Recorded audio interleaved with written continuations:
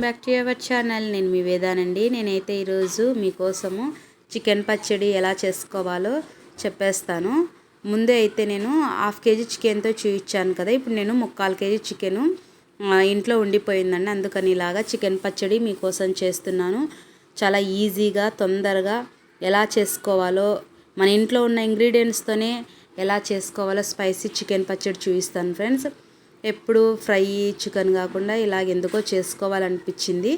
అందుకని నేను ఈరోజు ఇలాగ సండే కదా అందుకని చేశాను. ముందుగా 3/4 కేజీ బోన్లెస్ చికెన్ కానీ విత్ బోన్ కానీ ఇలా బాగా కడుక్కొని ఉప్పు కొద్దిగా పసుపు వేసుకొని వాటర్ యాడ్ చేయకుండా ఇలాగ వాటర్ ఇంకిపోయేంత వరకు ఇలాగ మగ్గనివ్వండి. తర్వాత ఖచ్చితంగా 250 గ్రాముల ఆయిల్ అండి ఇలాగ వేసి బాగా వేయించుకోనండి.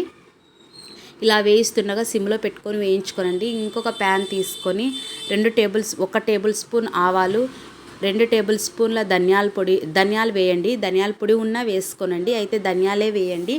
వేసి 2 చెక్క ముక్క, 3 లవంగా, ఇంకా ఇంతే అండి. ఇవి బాగా సిమ్లో పెట్టుకొని బాగా వేయించండి.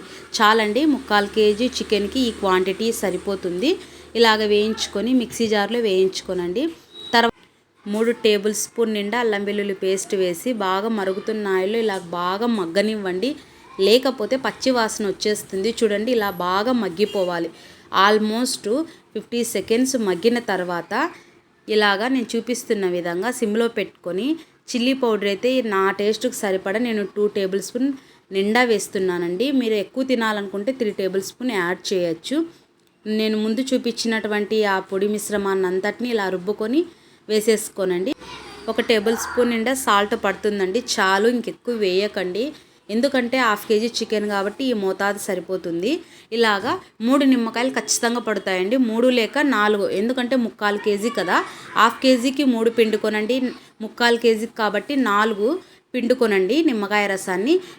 అయితే ఎప్పుడు పిండాలి అంటే ఈ చికెన్ మిశ్రమం ఆల్మోస్ట్ బాగా చల్లారిపోవాలి. లేకపోతే వేడిగా ఉండే దాంట్లో పిండితే మాత్రము రసం అంతా బూజు పట్టేస్తుందండి. ఇలాగా చల్లగా ఉన్న చికెన్ మిశ్రమంలోకి నిమ్మకాయ రసాన్ని పిండేసుకొని మూత కదపకుండా అంత బాగా మూత పెట్టేసుకొని మార్నింగ్ తీసేసుకొని తినేసేయండి. చాలా బాగుంటుందండి.